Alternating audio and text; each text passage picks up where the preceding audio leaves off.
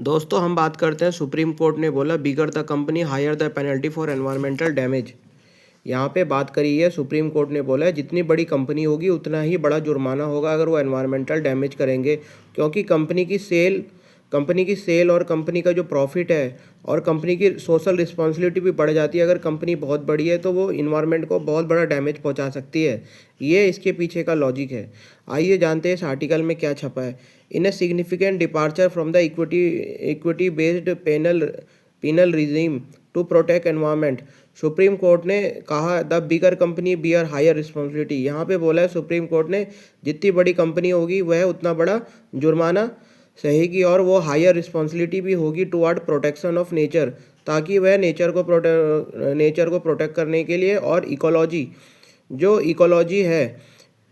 उसको प्रोटेक्ट करने के लिए। और उन्होंने कहा कि इट वुड भी परमिसेबल होगा, ये इसे अलाउ कर दिया गया है टू इम्पोज करना हायर पेनल्टी। वह सुप्रीम कोर्ट ने अलाउ किया है कि परमिसेबल किया है इसको कि इम्पोज करना higher penalties on the mega firms के मतलब है जैसे कि रिलायंस हो गई, टाटा कंपनी हो गई या अदानी की कुछ समूह की कंपनी हो गई, आदित्य बिरला ग्रुप हो गया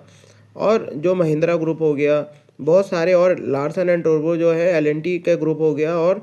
टीसीएस, इन्फोसिस और जो भी बड़ी बड़ी कंपनीज हैं उनके ऊपर बात करी गई। उनका अधिक वो है जिनकी बड़ी बड़ी फैक्ट्रीज चल रही है और जो एनवायरनमेंट को प्रोटेक्ट, उनका काम है कि एनवायरनमेंट को प्रोटेक्ट करना और एनवायरनमेंट को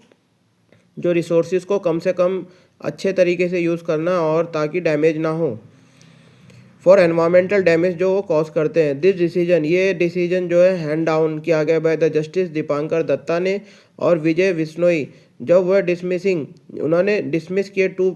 appeal against order of National Green tribunal.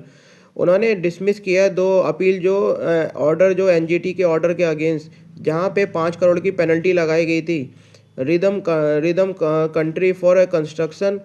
Constructing A residential and commercial project without A green clearance, जहाँ पे उन एनजीटी ने 5 करोड़ की पेनल्टी लगाई थी रिदम कंट्री पे फॉर बनाने के लिए एक रेसिडेंशियल जो आवासीय जो बिल्डिंग बनाई गई और जो कमर्शियल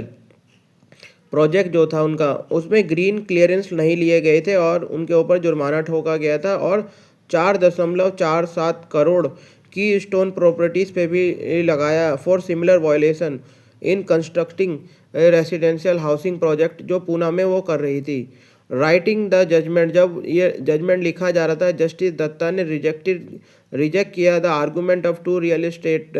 एस्टेट कंपनीज। उन्होंने रिजेक्ट किया उनके जो आर्गूमेंट जो थे, उन्होंने जो आर्गूमेंट दिए थे उसके पीछे जो पेनल्टी जो उन पे लगाई गई है वो डिसअप्रोप्रिएट है।